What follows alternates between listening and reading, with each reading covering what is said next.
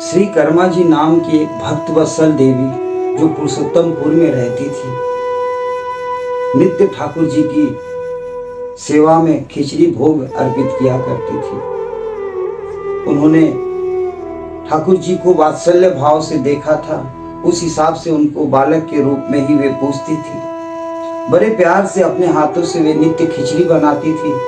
अब श्री जगन्नाथ जी छोटे बालक के रूप में आते और कर्मा जी के गोद में बैठ करके उनके हाथों से निवाला ग्रहण किया करते थे। चूंकि कर्माबाई शुद्ध भक्त थी, इसलिए वो स्नान आदि शौच आदि किए बगैर ही हमेशा यह चिंतन किया करती थी कि कहीं हमारे बालक को भोजन देने में विलंब न हो जाए। इसलिए पहले वो भोजन में खिचड़ी पका लिया करती थी, उनको करा दिया करती थी, उसके बाद ही अपने नित्य कर्म किया करती थी।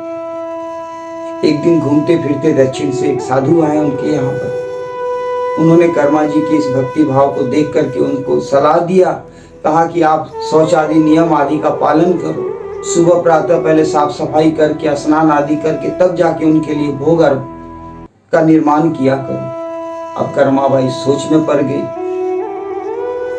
क्योंकि ये शुद्ध भक्त थी।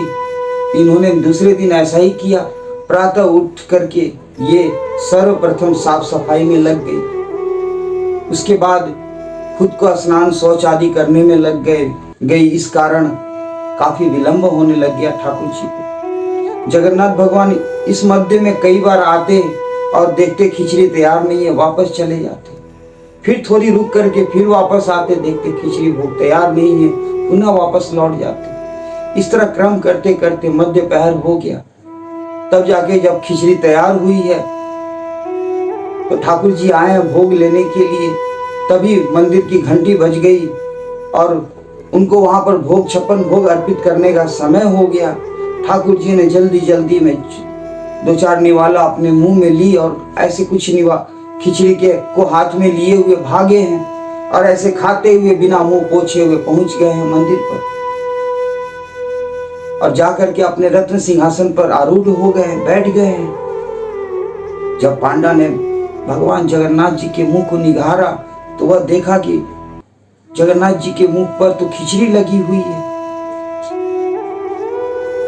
इन्होंने भगवान से प्रार्थना करी कि प्रभु ये कैसा चमत्कार है, यह क्या है, मुझे स्पष्ट कीजिए।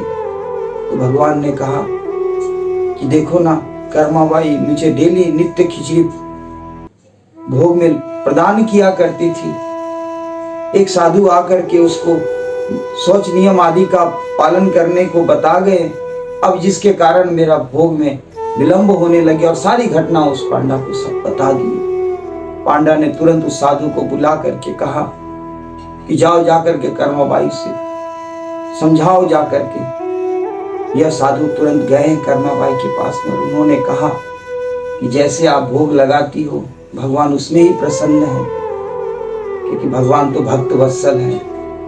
भक्त चाहे जिस रूप में उनको जिस प्रकार से सेवा प्रदान करेंगे सदैव स्वीकार करने के लिए तत्पर रहते हैं। इसके बाद से तो आजीवन जब तक कर्माबाई जीवित रही नित्य अपने हाथों से खिचड़ी बना करके श्री जगन्नाथ जी को खिलाते रहे। उसके बाद राजा ने उनको 56 भोग अर्पित किया तो उनकी दृष्टि जब श्री जगन्नाथ जी के नेत्र पर पड़ी तो देखे कि नेत्र से आंसू बह रही है। तो राजा ने भगवान से पूछा तो भगवान ने कहा कि मेरी भक्त कर्मा जो आज मुझे छोड़ करके जा रही है, मैं ये सोच रहा हूं कि अब मुझे खिचड़ी कौन खिलाएगा।